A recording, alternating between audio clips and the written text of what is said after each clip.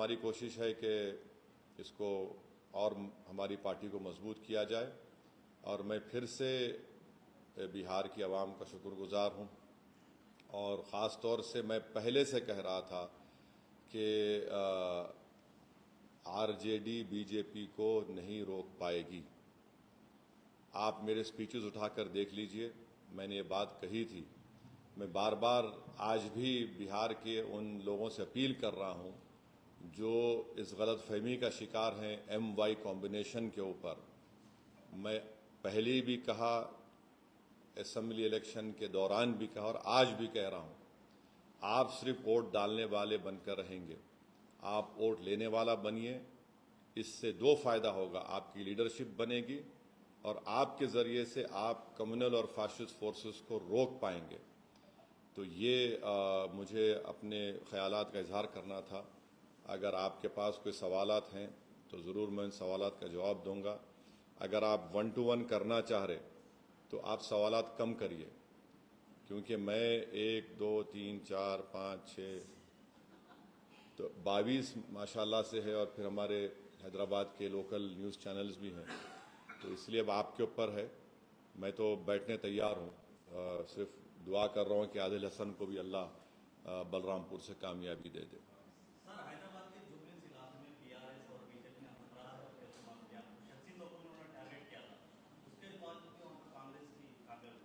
क्या किया उन्होंने? बीआरएस पार्टी और बीजेपी के कई नेताओं ने शख्सी तौर पर जुबलिस कॉन्फ्रेंस में आपको टारगेट किया था, आपकी पार्टी को टारगेट किया था, जो भी कांग्रेस को वोट डालेगा वो एमआईएम को जाएगी। बहुत सारे मुद्दों पे उन्होंने बात की और उसके बाद तो उनके कामयाब हुए। अब उनसे पूछो, आप उनसे पूछना पड़ेगा कि इतना बोलने के बावजूद भी हर वार्ड में उनको शिकस्त हुई और बीजेपी की जमानत जब्त हो गई।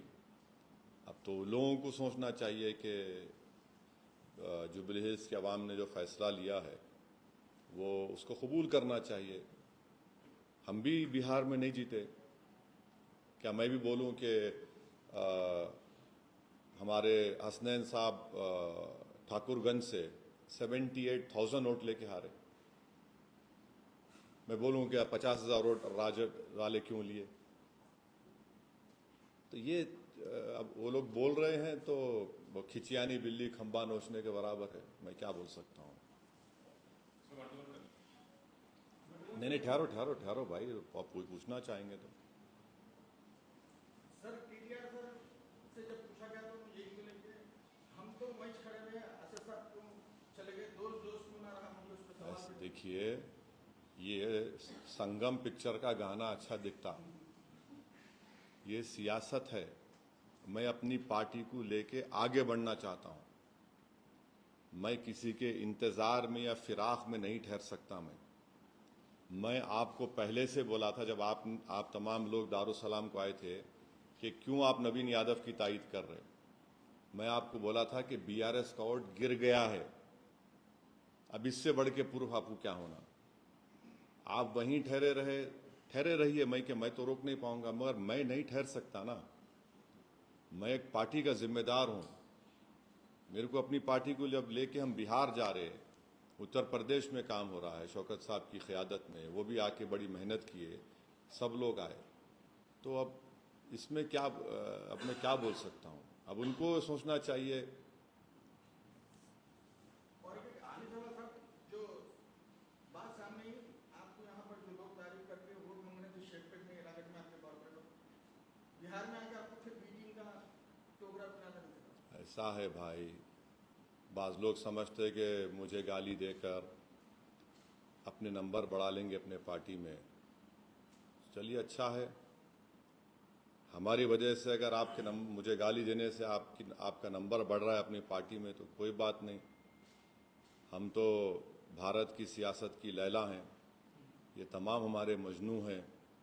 और बाज़-वक़्त होता क्या है कि अज़हरुद्दीन का गुस्सा असदुद्दीन पे निकालते, तो मैं क्या कर सकता हूँ उस पर? कोई बात नहीं, चलते रहता। मगर अवाम ने, अल्लाह सुब्हाना व तआला ने हमारे फैसले की लाज रख ली और हम उम्मीद करते कि चीफ मिनिस्टर रेवंत रेड्डी इस बड़ी कामयाबी को लेकर और अच्छा करेंगे तेलंगाना की आवाम के लिए। शहर में जो इंफ्रास्ट्रक्चर की अभी कमी है सिविक एम्यूनिटीज़ है, सीवरेज लाइन है, इस वाटर सप्लाई है, 2 BHK का है, इस सबको अच्छा इम्प्रूव करेंगे और ताकि तेलंगाना और जुबली हिल्स में डेवलपमेंट करवाएंगे ताकि इससे आवाम का, गरीब आवाम का फ़ायदा हो सके। आने वाले बल्दिया इंतखाबात में क्या कांग्रेस के साथ काम? नहीं, इतना जल्दी कुछ बोल नहीं सकते। जब सही वक्त आएगा उस वक्त कुछ मैं अपनी राय का इज़हार करूंगा। मुझे अपने पार्टी के जिम्मेदारों से मशवरा करके ये फैसला लेना पड़ेगा। अभी तो बहुत जल्दी है, कुछ नहीं बोल सकता हूँ। महागठबंधन के जो नतीजे इस वक्त आप देख रहे हैं सर, वो आप किस वजह से नजर से देखते हैं कि कहाँ पर महागठबंधन की शुरू की है, क्या यहाँ पे उन्होंने अवैध फैक्टर्स यूज करना चाहा? आरजेडी के तेजस्वी यादव ने आपको एक्सट्रीमिस्ट भी कहा था और फिर 18% मुसलमानों को रखते हुए नाम PCM के नाम ना देना, तो क्या ये तमाम जादू बेकार चला गया वहाँ पर? अब जाहिर है वो अपनी शिकस्त का तज्जिया करें तो उनको पता चल जाएगा बहुत सी चीज़ों का, मगर ये हमको नज़र आ रहा था। यहाँ पर कई ऐसे सहाफ़ियाँ हैं, इन्हों बाद में आप ऑफ द रिकॉर्ड पूछ लो उनसे, मैं उनको क्या बोला था, कितने सीट आएंगे एनडीए को। तो ऐसे कई हमारे सहाफ़ी दोस्त हैं, हमारे दोस्त हैं। मैं सबसे एक एप्रीहेंशन का इजहार कर रहा था कि देखो ये लोग इस तरह आगे बढ़ रहे हैं। तो बड़ी अफसोस की बात है कि मेरी बात जो मैंने करा था वो सच हो गई, जिसका खदशा था मेरे को। तो अब ये उनको सोचना है कि क्यों वो लोग बीजेपी को नहीं रोक पा रहे। अगर आप ये समझते कि मुझे गाली दे के, मुझ पर पत्थर मारकर, मुझ पर उंगलियां उठाकर, मुझे कुछ बोलकर आपका गम हल्का हो जाता है तो बी माई गेस्ट। मगर अगर आप वाकई में कुछ कोर्स करेक्शन करना चाह रहे, अब जैसा मैं सुना अखिलेश यादव का स्टेटमेंट आया, उन्होंने बोले SIR की वजह से, कब तक आप के ऊपर बकवास बात करेंगे? छोड़िए इसको, आप देखिए आपकी कमजोरी कहां है। अगर आप इस तरह से सोचते रहेंगे कि हम ये हैं और हमको जनता वोट डालेंगी, ऐसा नहीं होने वाला है। आपको सबसे पहले तो आपको बड़ा हम्बल होना पड़ेगा। अगर आप ये समझेंगे कि हम राजा हैं और वोटर हमारी प्रजा है तो वो जमाना खत्म हो गया। ओवैसी अगर बिहार में इलेक्शन लड़ते हैं तो ये कहा जाता है कि वोट करने के लिए आए, जबकि जनस्वराज में तक खाता भी नहीं खुला, तो आप इस पर क्या कहना चाहिए? एक बात सुनिए, अगर इंडिया अलायंस नहीं जीत रहा वहां पर, कितने 30 सीटों पर शायद, अब नहीं मालूम काउंटिंग कि 30 ऑड सीट, 34 पे अगर आप, तो आप बोल सकते कि दूसरे समाज ने हम वोट नहीं दिया? आप नहीं बोल सकते ना। क्या बोल सकते इस कास्ट ने हम वोट नहीं दिया? आप नहीं बोलते। मगर आप ये समझते कि मुसलमान आपका एक कैप्टिव है, बंधुआ मजदूर है।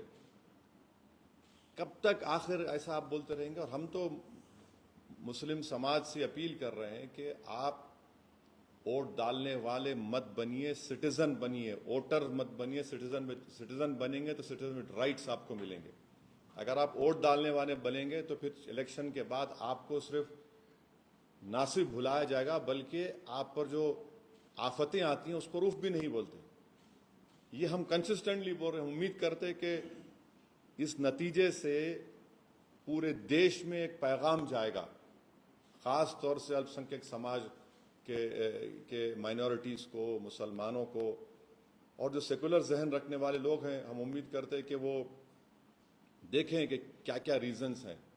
आप उठाकर सिर्फ 2 चीज़ों को बोल देंगे तो फिर ये नहीं होने वाला है। पप्पू यादव ने कहा था कि अगर आमोर MIM जीतती है तो वो पॉलिटिक्स छोड़। अब नहीं मालूम उनको कौन कौन छोड़ के, बहुत से लोग छोड़ के चले गए उनको। अब और कौन कौन छोड़ते, उन्होंने क्या करते, मेरे को नहीं, मैं तो नहीं बोला ऐसा। मैं ये बोला हूं कि पहला इलेक्शन हम आ रहे थे, हम बोले सीमांचल नहीं छोड़ेंगे। दूसरा जीते, हम 5 जीते, आप हमारे MLAs को तोड़े, हम जीते, हम तोड़े, हमने कहा नहीं छोड़ेंगे सीमांचल को। आज फिर हम कह रहे हैं, अल्लाह ने हमको कामयाबी दी, हम सीमांचल नहीं छोड़ेंगे। हम जहां पे जाते छोड़ते नहीं, वहां मेहनत करते। हम इस तरह के दावे नहीं करते। अब जो इस तरह के दावे किए हैं, अब ये सवाल उनसे पूछना आप पर वाजिब है।